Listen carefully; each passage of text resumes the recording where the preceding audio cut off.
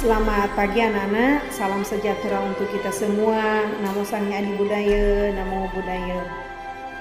Teacher berharap Ananda semua sehat selalu dan juga selalu semangat di dalam kegiatan PBM online ini.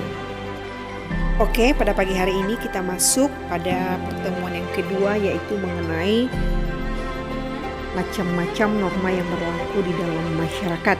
Dan minggu kemarin kita telah membahas pada pertemuan pertama di bab 2, yaitu mengenai hakikat norma yang berlaku di dalam masyarakat. Dan hari ini adalah macam-macam norma yang berlaku di dalam masyarakat. Nah, untuk itu teacher akan menayangkan satu video, dan video ini adalah salah satu materi kita pada hari ini. Apakah kalian tahu tentang macam-macam norma yang berlaku di masyarakat? Norma yang berlaku dalam kehidupan masyarakat terdiri atas berbagai macam. Dalam pergaulan hidup manusia dikenal adanya berbagai penggolongan norma yang dapat dibedakan atas 4 macam norma, yaitu norma kesusilaan, norma kesopanan, norma agama, dan norma hukum. 2. Macam-macam norma. A. Norma kesusilaan.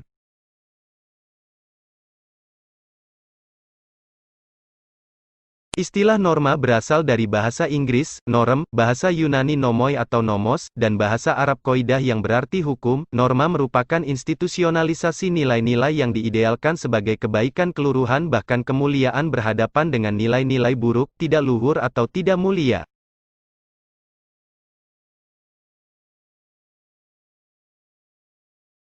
Ketika seseorang akan berbohong, sebenarnya hatinya ingin menyuarakan kebenaran. Apabila menuruti suara hati, seseorang akan cenderung bertindak benar dan baik. Seseorang yang berbuat berdasarkan suara hati nurani merupakan gambaran orang yang mempertimbangkan norma kesusilaan dalam kehidupannya. Norma kesusilaan adalah peraturan hidup yang berkenaan dengan bisikan kalbu dan suara hati nurani manusia. Kehadiran norma ini bersamaan dengan kelahiran atau keberadaan manusia itu sendiri, tanpa melihat jenis kelamin dan suku bangsanya. Suara hati nurani yang dimiliki manusia selalu mengatakan kebenaran dan tidak akan dapat dibohongi oleh siapapun. Suara hati nurani sebagai suara kejujuran merupakan suara yang akan mengarahkan manusia kepada kebaikan. Sebagai contoh, seorang yang memiliki hati nurani tidak mungkin mengambil dompet seseorang ibu yang jatuh atau tertinggal di tempat umum. Seorang siswa yang mengikuti suara hati nurani tidak mungkin menyontek ketika ulangan karena tahu menyontek itu perbuatan salah.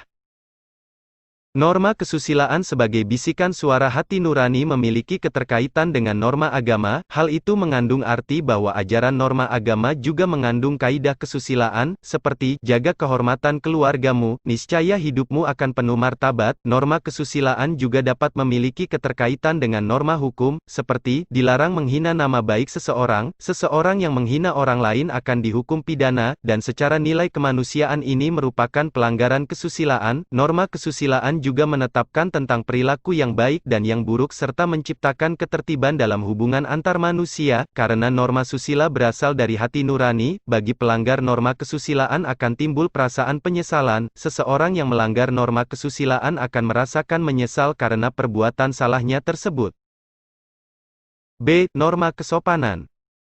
Norma kesopanan adalah norma yang berhubungan dengan pergaulan manusia dalam kehidupan sehari-hari. Norma kesopanan bersumber dari tata kehidupan atau budaya yang berupa kebiasaan-kebiasaan masyarakat dalam mengatur kehidupan kelompoknya. Manusia sebagai makhluk sosial memiliki kecenderungan berinteraksi atau bergaul dengan manusia lain dalam masyarakat. Hubungan antar manusia dalam masyarakat ini membentuk aturan-aturan yang disepakati tentang mana yang pantas dan mana yang tidak pantas. Ada perbuatan yang sopan atau tidak sopan, boleh dilakukan atau tidak dilakukan. Inilah awal mula terbentuk norma kesopanan. Oleh karena norma ini terbentuk atas kesepakatan bersama, maka perbuatan atau peristiwa yang sama memungkinkan terbentuk aturan yang berbeda antara masyarakat yang satu dengan masyarakat yang lain.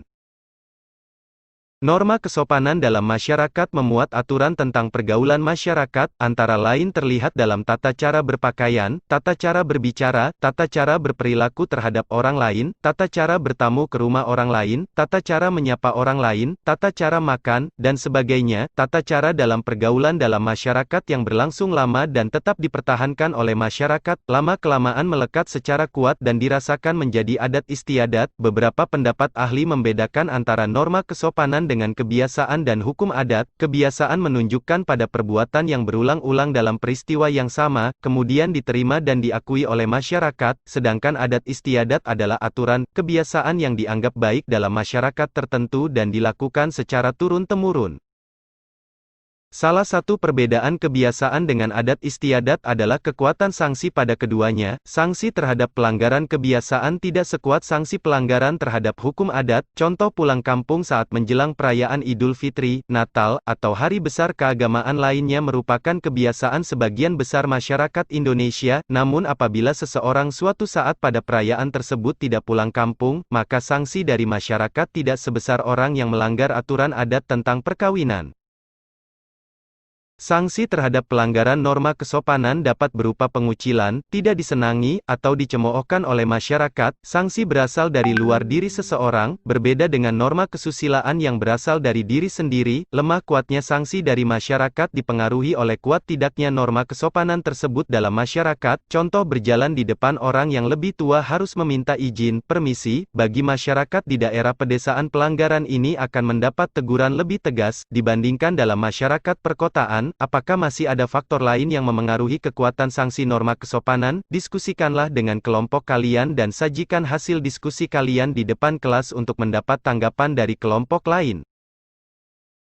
C. Norma agama.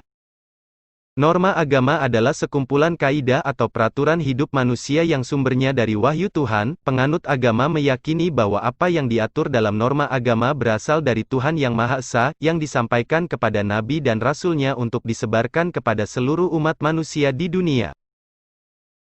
Pemahaman akan sumber norma agama yang berasal dari Tuhan membuat manusia berusaha mengendalikan sikap dan perilaku dalam hidup dan kehidupannya. Setiap manusia harus melaksanakan perintah Tuhan dan meninggalkan apa yang dilarangnya. Contoh pelaksanaan norma agama misalnya perintah melaksanakan ibadah sesuai dengan ajaran agamanya. Melanggar norma agama adalah perbuatan dosa sehingga pelaku pelanggarannya akan mendapatkan sanksi siksaan di neraka. Norma agama hanya akan dipatuhi oleh orang yang beragama sehingga orang yang ateis tidak percaya pada Tuhan, tidak akan mentaati dan mempercayai adanya norma agama.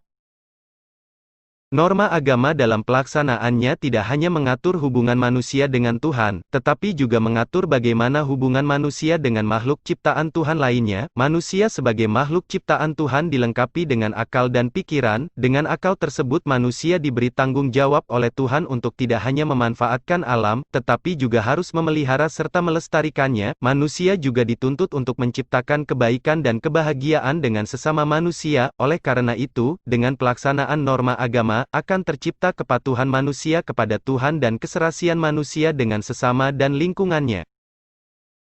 Indonesia bukan negara yang mendasarkan pada satu agama, namun, negara Indonesia percaya kepada Tuhan Yang Maha Esa sebagaimana ditegaskan dalam sila pertama Pancasila, ketuhanan Yang Maha Esa. Hal itu juga ditegaskan dalam pasal 29 ayat 1 UUD NRI tahun 1945 yang berbunyi, negara berdasar atas ketuhanan Yang Maha Esa. Pelaksanaan norma agama dalam masyarakat Indonesia bergantung pada agama yang dianutnya. Norma agama bagi penganut agama Islam bersumber pada Al-Quran dan hadis Nabi Muhammad SAW. Orang yang beragama Kristen dan Katolik pegangan hidupnya bersumber pada Alkitab. Umat Hindu pegangan hidupnya bersumber pada Veda. Tripitaka menjadi kaidah pegangan hidup penganut Buddha. Sementara itu, kitab suci Konghucu adalah Shishu Wujing. D. Norma hukum. Norma hukum adalah peraturan mengenai tingkah laku manusia dalam pergaulan masyarakat dan dibuat oleh badan-badan resmi negara serta bersifat memaksa sehingga perintah dan larangan dalam norma hukum harus ditaati oleh masyarakat. Oleh karena itu, dalam kehidupan sehari-hari aparat penegak hukum, seperti polisi, jaksa, dan hakim dapat memaksa seseorang untuk menaati hukum dan memberikan sanksi bagi pelanggar hukum. Norma hukum juga mengatur kehidupan lainnya, seperti larangan melakukan tindak kejahatan dan pelanggaran, larangan melakukan korupsi, larangan merusak hutan serta kewajiban memelihara hutan, dan kewajiban membayar pajak. Peraturan tersebut harus dilaksanakan oleh seluruh warga negara Indonesia. Pada hakikat, suatu norma hukum dibuat untuk menciptakan ketertiban dan kedamaian dalam pergaulan hidup bermasyarakat. Untuk itulah, setiap norma hukum memiliki dua macam sifat, yaitu sebagai berikut. 1. Bersifat perintah, yaitu memerintahkan orang berbuat sesuatu dan jika tidak berbuat maka ia akan melanggar norma hukum tersebut. Contohnya, perintah bagi pengendara kendaraan bermotor untuk memiliki dan membawa SIM, surat izin mengemudi. Ketentuan pasal 281 UU nomor 22 tahun 2009 tentang lalu lintas dan angkutan jalan menyatakan bahwa setiap orang yang mengemudikan kendaraan bermotor di jalan yang tidak memiliki SIM dipidana kurungan paling lama 4 bulan atau denda paling banyak Rp1.000.000. 2. Bersifat larangan, yaitu melarang orang berbuat sesuatu dan jika orang tersebut melakukan perbuatan yang dilarang maka ia melanggar norma hukum tersebut. Contohnya, larangan bagi pengemudi kendaraan bermotor melebihi batas kecepatan paling tinggi yang diperbolehkan dan berbalapan dengan kendaraan bermotor lain. Ketentuan pasal 115 UU nomor 22 tahun 2009 tentang lalu lintas dan angkutan jalan. Negara Indonesia merupakan negara yang melaksanakan norma hukum. Hal itu dapat kita lihat dalam pasal 1 ayat 3 UUD Negara Republik Indonesia 1945 yang berbunyi, negara Indonesia adalah negara hukum. Norma hukum mutlak diperlukan di suatu negara. Hal itu untuk menjamin ketertiban dalam kehidupan bernegara. Sebagai negara hukum, sudah menjadi kewajiban bagi pemerintah dan seluruh rakyat Indonesia untuk menegakkan hukum dalam kehidupan sehari-hari.